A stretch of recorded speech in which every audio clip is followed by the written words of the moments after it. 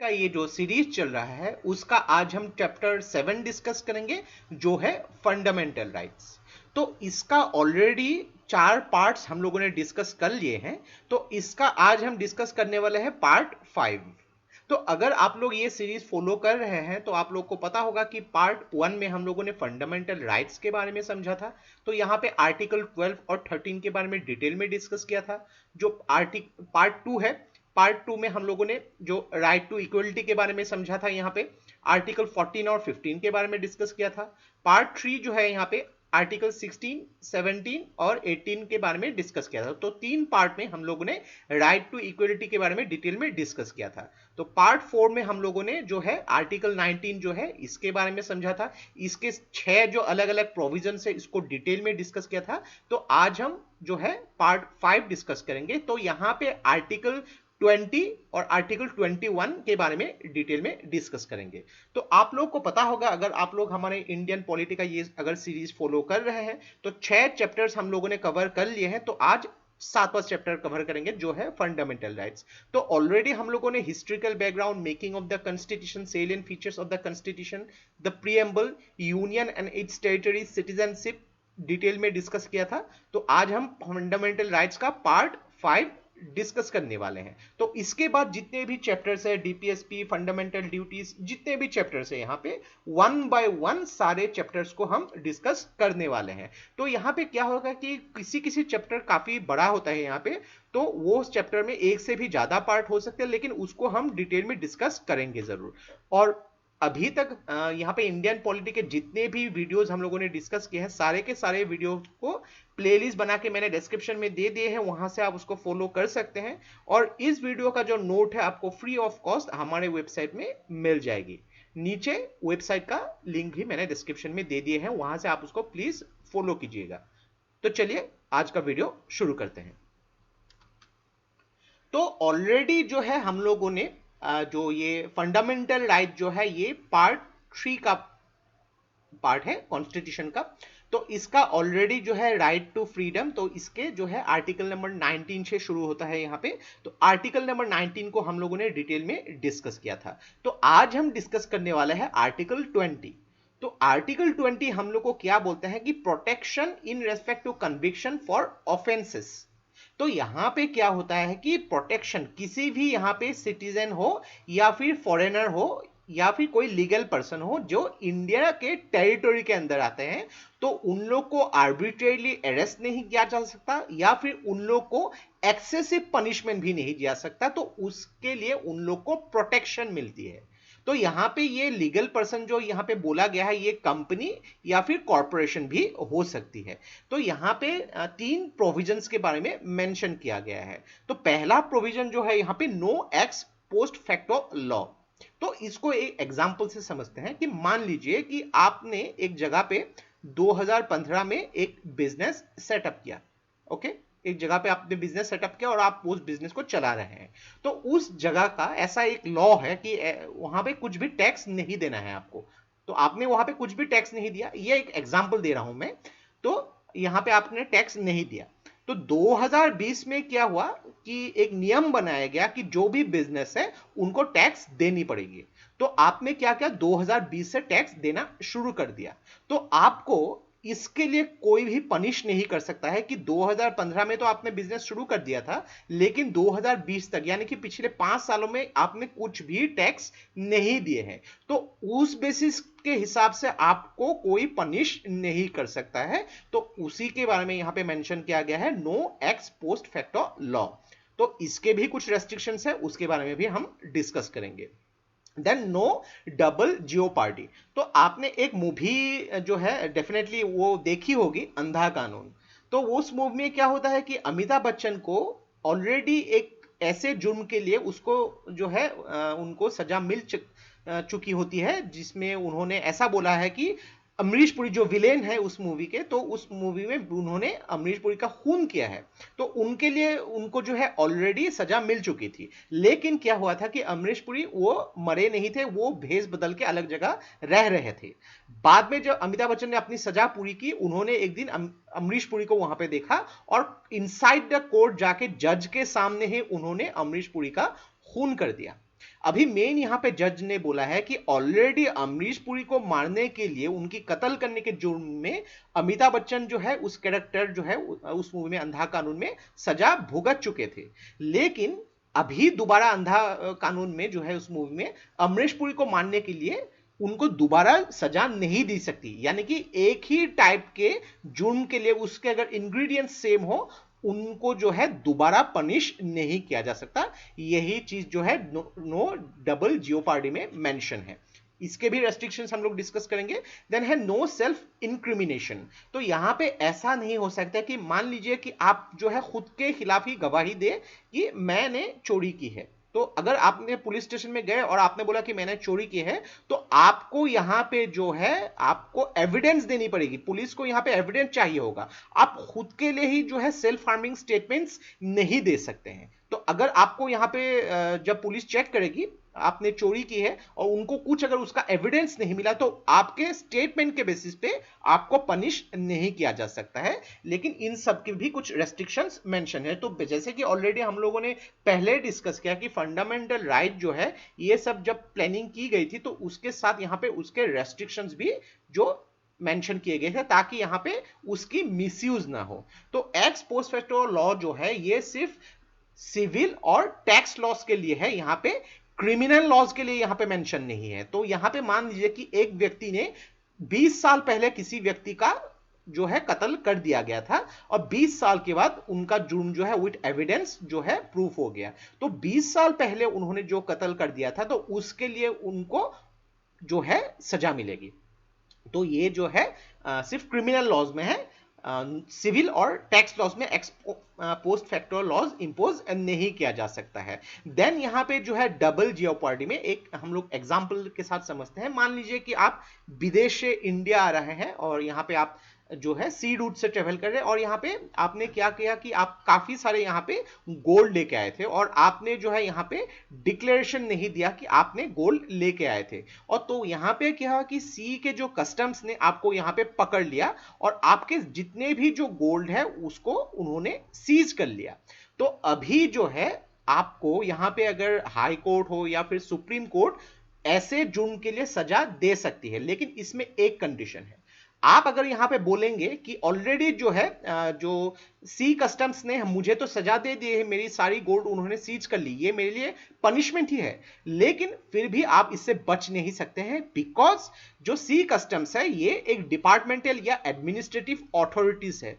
आपको सजा अगर यहां पे कोई जुडिशियल ट्रिब्यूनल नहीं देंगे तो वो सजा को सजा नहीं माना जाएगा। डिपार्टमेंटल या एडमिनिस्ट्रेटिव अथॉरिटी से दिए हुए सजा को यहां पे डबल जियोपार्डी के हिसाब से आप प्रोटेक्शन नहीं क्लेम कर सकते हैं। दूसरी बात है यहां पे कि सेल्फ इंक्रिमिनेशन, तो इसमें भी कुछ यहां पे पॉइंट्स रखे गए हैं। तो इसका मेन साइकोलॉजी क्या है कि आप जो है कोई भी आपको यहां पे जो है इन्फ्लुएंस नहीं कर सकता है कि आप खुद के खिलाफ ही सेल्फ हार्मिंग स्टेटमेंट देके यहां पे जो है अपनी जिंदगी बर्बाद करें। तो यहां पे उसके लिए आपको जो है अगर ऐसे स्टेटमेंट में अगर आपको ऑरल एविडेंस या डॉक्यूमेंट्री एविडेंस की भी जरूरत होगी। लेकिन इसमें एक चीज है, मान लीजिए कि सपोज एक जगह पे एक मर्डर वेपन मिला और आपको एज ए सस्पेक्ट यहां पे चुना गया है, तो यहां पे जो है आप ऐसा नहीं बोल सकते हैं कि यहां पे आपकी जो थंब इंप्रेशन या फिर स्पेसिमेन सिग्नेचर या फिर ब्लड स्पेसिमेन आपको यहां पे मांगा जा सकता है। तो यहां पे आप ऐसे नहीं बोल सकते हैं कि मैं अपने खिलाफ कुछ भी यहां पे नहीं करूंगा, सेल्फ हार्मिंग नहीं करूंगा, कि आपने अगर यहां पे थंब इंप्रेशन ब्लड स्पेसिमेन अगर दिए तो आप जो है यहां पे आपने खुद के खिलाफ ही कर रहे हैं। लेकिन ऐसे कार्रवाई जो है आपको यहां पे जो है करनी पड़ेगी अगर यहां पे लॉ चाहे तो यहां पे जो है कंपलसरी प्रोडक्शन मटेरियल, यानी कि आपको अगर यहां पे पुलिस चाहेगी तो आपको यहां पे कुछ चीजें यहां आपको टेस्ट भी कर सकती है देखने के लिए। तो ऐसे सिचुएशन में ये जो है आपकी प्रोटेक्शन नहीं करती है। आगे बढ़ते हैं हम। आर्टिकल 29 बहुत ही इंपॉर्टेंट आर्टिकल है जो यहां पे protection to life and personal liberty को प्रोटेक्ट करती है। तो इस आर्टिकल में एक एक वर्ड बहुत ही महत्वपूर्ण है। तो यहां पे देखिए कि नो पर्सन, तो इस नो पर्सन में क्या होता है कि सिटीजन भी आती है और फॉरेनर्स भी आते हैं, यानी कि इंडिया के टेरिटोरी में कोई भी व्यक्ति, वो चाहे भारत का नागरिक हो या भारत का नागरिक ना हो, दोनों के लिए ही ये आर्टिकल इक्वली एप्लीकेबल होंगे। तो यहां पे किसी भी व्यक्ति को डिप्राइव नहीं किया जा सकता। ओके, इसके बारे में भी हम समझेंगे। हिज लाइफ, बहुत ही इंपॉर्टेंट है, हिज लाइफ और पर्सनल लिबर्टी, उनकी जो पर्सनल लिबर्टी और उनकी लाइफ के हिसाब से डिप्राइव नहीं किया जा सकता except procedure establish by law. तो इसको एक एग्जांपल से समझते हैं हम। मान लीजिए कि आप एक मार्केट में ठहरे हुए हैं, यहां पे आप नहीं, एक एग्जांपल लेते हैं कि मिस्टर एक्स एक मार्केट में यहां पे खड़े हैं, अपने दोस्तों के साथ बात कर रहे हैं। वहां पे पुलिस की एक जीप आती है और बिना कुछ बोले हुए इन व्यक्ति को, मिस्टर एक्स को यहां पे उठा लिया, विदाउट एनी अरेस्ट वारंट उठा के लेके चले गए और यहां पे उनको पनिश करना शुरू कर दिया। तो ऐसा काम यहां पे नहीं किया जा सकता। तो ये क्या होगा, प्रोसीजर एस्टेब्लिश बाय लॉ के हिसाब से नहीं होगा। तो यहां पे अगर मिस्टर एक्स को अरेस्ट करना है तो यहां पे क्या होगा कि इस जो पुलिस को यहां पे अरेस्ट वारंट दिखाना होगा कि किस बेसिस पे यहां पे उनको अरेस्ट करनी है। उनके जो नियर एंड डियर वंस को यहां पे इंफॉर्म करनी होगी कि यहां पे उनको इस रूम के लिए यहां पे उनको अरेस्ट किया गया है। सब कुछ यहां पे जो लॉ ने यहां पे प्रोसेस जो है, प्रोसीजर एस्टेब्लिश किया है, उसके हिसाब से ही यहां पे मानना पड़ेगा। तो यहां पे देखिए आर्टिकल 1 जो है, यहां पे किसी भी व्यक्ति की फंडामेंटल राइट, यानी कि राइट टू लाइफ और पर्सनल लिबर्टी, यहां पे राइट टू लाइफ क्यों लिखा गया है, राइट टू लिव क्यों नहीं लिखा गया है, इसके बारे में भी हम डिस्कस करेंगे। और पर्सनल लिबर्टी, तो यहां पे देखिए कि किसी व्यक्ति को यहां पे अरेस्ट कर लिया गया है, उनको कन्विक्टेड किया गया है, तो ये डेफिनेटली उनकी जो है पर्सनल लिबर्टी को यहां पे हार्म करता है। लेकिन अगर उनको जो है यहां पे प्रोसीजर एस्टेब्लिश बाय लॉ, यानी कि उनको जो है एक प्रोसेस जो है लॉ के हिसाब से, उन्होंने कुछ जुर्म किया है या जुर्म नहीं भी किया है, सस्पेक्शन के बेसिस पे भी अगर उनको अरेस्ट करनी है तो एक प्रोसेस के बेसिस पे ही जाना होगा। तो यहां पे ये आर्टिकल बोलते हैं कि आपको यहां पे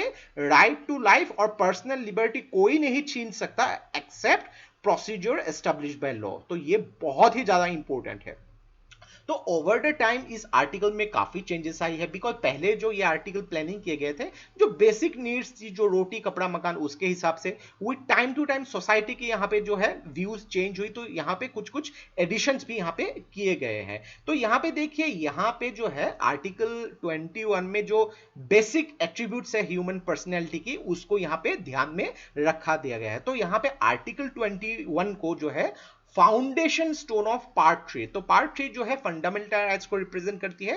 पार्ट 3 जो यहाँ पे फंडामेंटल राइट्स की फाउंडेशन स्टोन बोला जाता है, बहुत ही ज्यादा इंपॉर्टेंट है। तो यहाँ पे विथ टाइम आर्टिकल 21 में कुछ इवोल्यूशंस भी आई है। तो यहाँ पे देखिए कि काफी सारे केसेस आपको यहाँ पे पढ़ने को मिलेंगे बुक्स में, गोपालन के केस हो, यहाँ पे खड़क सिंह के केसेस हो यहाँ पे। तो यहाँ पे एक चीज हम लोग ध्यान देंगे, जो Menaka Gandhi versus Union of India.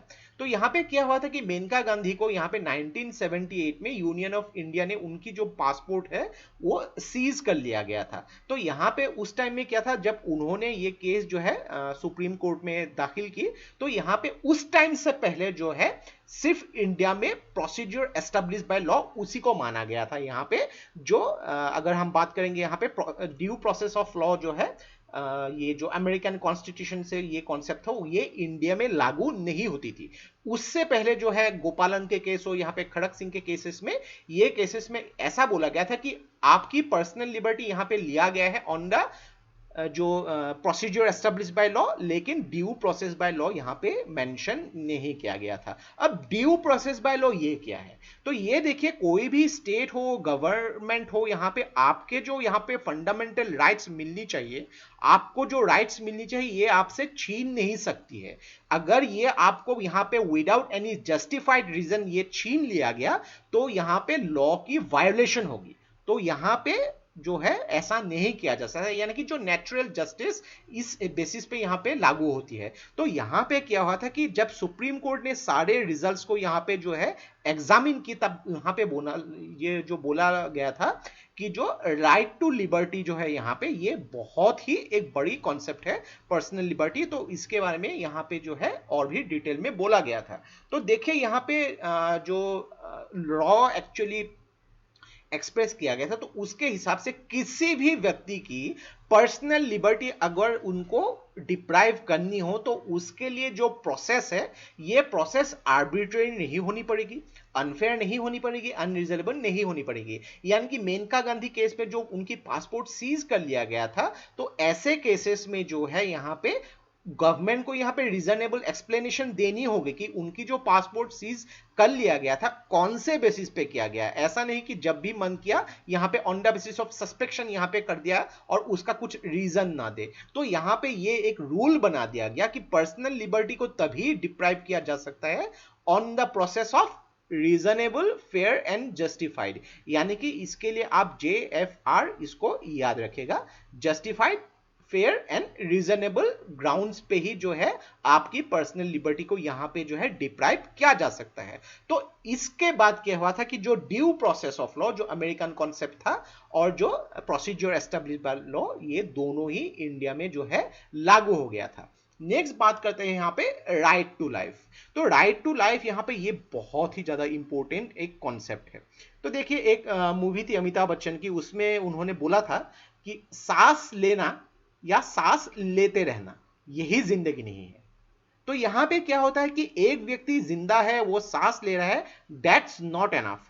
तो यहां पे किसी भी व्यक्ति को जस्ट लाइक एनिमल एग्जिस्टेंस के हिसाब से, सर्वाइवल के हिसाब से नहीं देखा जा सकता है। उनके लिए यहां पे मीनिंगफुल, कंप्लीट और वर्थ लिविंग लाइफ होनी चाहिए। यानी कि उस व्यक्ति की यहां पे राइट टू डिग्निटी, उनको यहां पे डिग्निटी के साथ रहना भी उनकी यहां पे एक राइट है। किसी व्यक्ति को यहां पे फोर्स नहीं किया जा सकता है। तो थोड़ा सा एक एग्जांपल देंगे हम।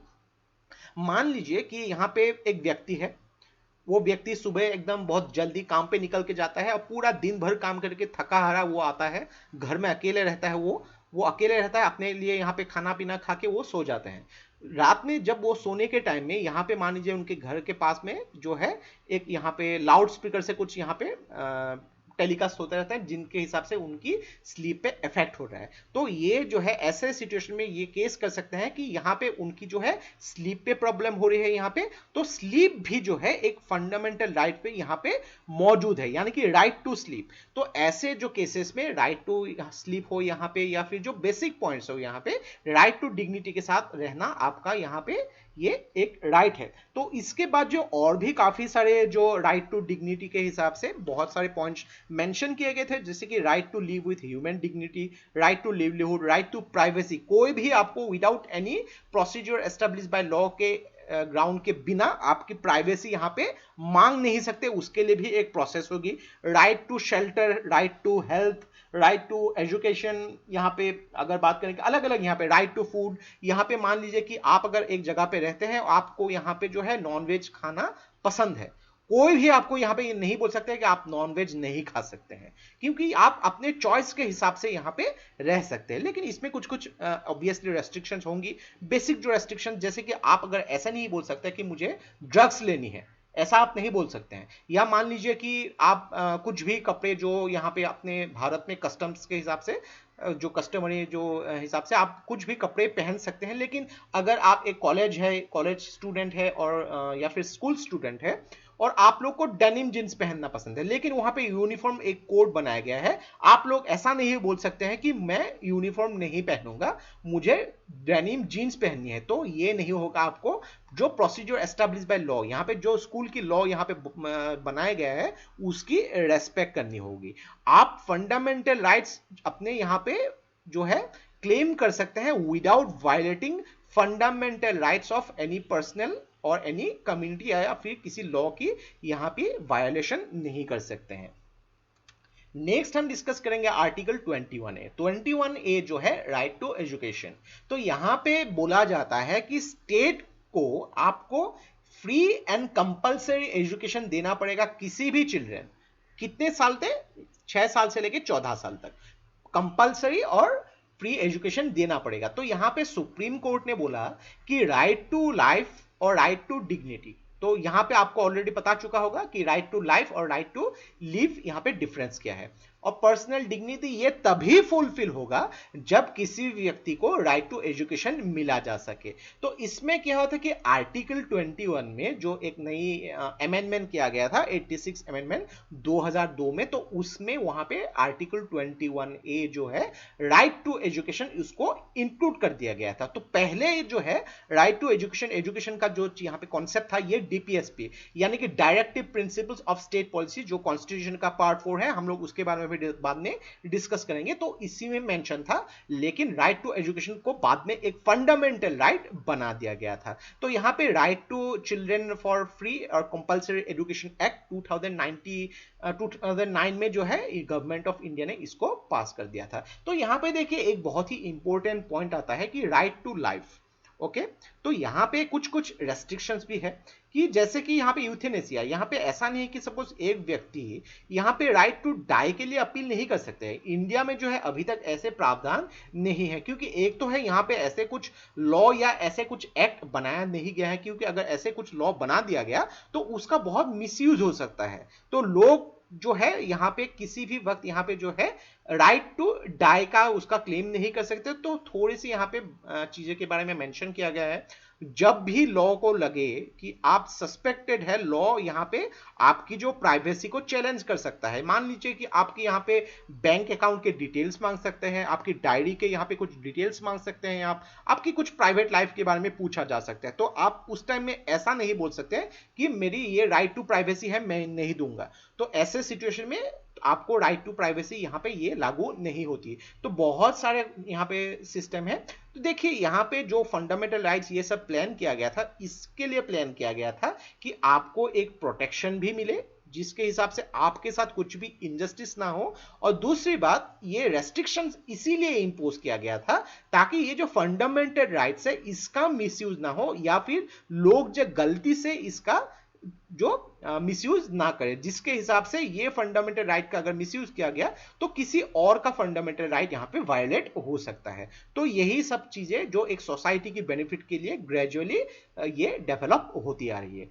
तो आज के इस पार्ट में इतना ही। जो भी बुक्स मैंने रेफर किए हैं, अगर बात करेंगे इंडियन पॉलिटी, तो इंडियन पॉलिटी की लक्ष्मीकांत जो है 6th एडिशन आप फॉलो कर सकते हैं। ये इंडियन पॉलिटी का बाइबल बोल सकते हैं आप। कोई भी जो सिविल सर्वेंट के जो स्टूडेंट हो उनके स्टडी टेबल में इंडियन पॉलिटी की बुक डेफिनेटली मिलेगी। इंडियन पॉलिटी की जो ऑब्जेक्टिव की एक बुक आती है प्रीलिम्स के लिए, बहुत ज्यादा हेल्प आती है यहाँ पे।